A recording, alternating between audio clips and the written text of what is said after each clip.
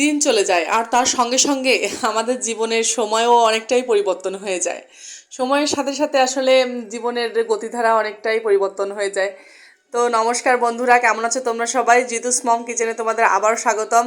New ইয়ারে অনেক অনেক শুভেচ্ছা সকলকে, হ্যাপি নিউ ইয়ার।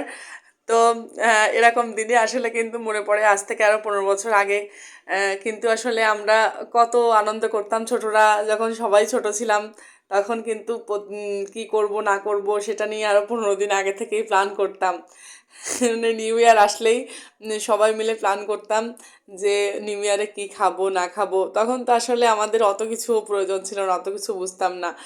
পিকনিক মানেই আমরা বুঝতাম যে খিচুড়ি হবে, মাংস হবে, ডিম হবে। এগুলাই আসলে ছিল আমাদের জীবনে সব কিছু।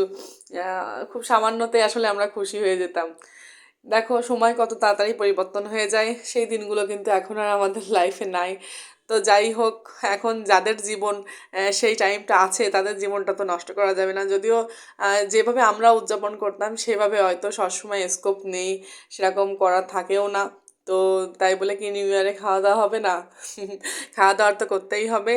আর যেহেতু এখন ছোট ছেলেও ঘরে আছে, তো তাকেও তো একটু ভালো মন্দ রান্না করে খাওয়াতেই হয়।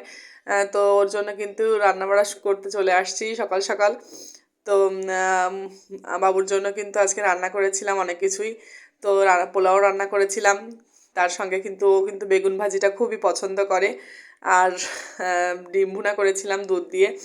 তো এভাবে দুধ দিয়ে ডিম ভুনা করলে কিন্তু ও খুবই পছন্দ করে, যেহেতু এটা ঝাল হয় না সেই জন্য কিন্তু ও খুব ভালোভাবে এটা খেতে পারে। এই জন্য আমি সবসময় ডিম ভুনা করলে কিন্তু এইভাবেই করি, ঝাল ঝালভাবে করলে ও মোটেও খেতে পারে না।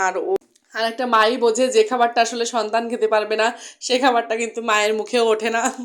আমাদের এইটাই আসলে মায়ের একটা স্বভাবজাত অভ্যাস বলো আর যাই বলো। তো যাই হোক, এই দিনে আসলে দিনটা আসলে কিন্তু আসলে নিজেদের ছোটোবেলার কথাও খুব মনে পড়ে। ছোটোবেলায় এই দিনটা আসলেই সবাই মিলে আমরা যারা ছিলাম তখন ছোট ছিলাম সবাই, তখন সবাই মিলে কিন্তু আগে থেকে প্ল্যান করতাম কি হবে না হবে। তো আমাদের খাবারের লিস্টেই প্রথমে মানে দুইটা অপশান থাকতো, হয় তোমার খিচুড়ি হবে, খিচুড়ির সাথে মাংস অথবা ডিম ভুনা হবে, আর তা না হলে পোলাও হবে, মাংস হবে, মাংস ডিম ভুনা ডাল হবে। এইগুলাই আসলে এই জাতীয় খাবারগুলো খুবই আমরা পছন্দ করতাম তখন। তো যাই হোক, এখনও কিন্তু আসলে সেই দিনটা আসলে কিন্তু পুরোনো সেই দিনের কথাগুলো মনে পড়ে যায়, কিন্তু আসলে আহ, এখন তো আর সম্ভব না। প্রত্যেকেই আসলে যখন যেভাবে আমরা এটা পালন করতাম প্রত্যেকেই প্রত্যেকের জীবনে এখন অন্যদিকে সবাই চলে গেছে, সবাই যার যার মতো সংসারে। কিন্তু এই দিনটা আসলেই না, সেই শীতের রাতে চাদর মুড়ি দিয়ে গান চালিয়ে সবাই মিলে নাচ গান করা, আর গরম গরম খিচুড়ি আর ডিম ভুনা মাংস খাওয়া, আসলে এটা কিন্তু আসলে ভোলার মতো স্মৃতি না। এটা আমাদের জীবনের প্রত্যেকেরই একটা স্মরণীয় দিন আর স্মরণীয় ঘটনা আসলে। তো যাই হোক, সেটা যেহেতু সম্ভব এখন আর আমাদের জীবনে কারোই হচ্ছে না বা হওয়া সম্ভব না, এখন আর তাদের মানে এইগুলা খাওয়া দাওয়া করা সম্ভব হলেও সেই স্মৃতিটা আসলে আর ফিরে পাওয়া সম্ভব না। তাই এই দিনে আসলে কিছুটা শখ পূরণ করার জন্য হলেও নিজের বরের জন্য আর সন্তানের জন্য রান্না করলেও কিন্তু মনটা অনেকটাই ভালো লাগে। তো এই জন্যই সব রান্না করে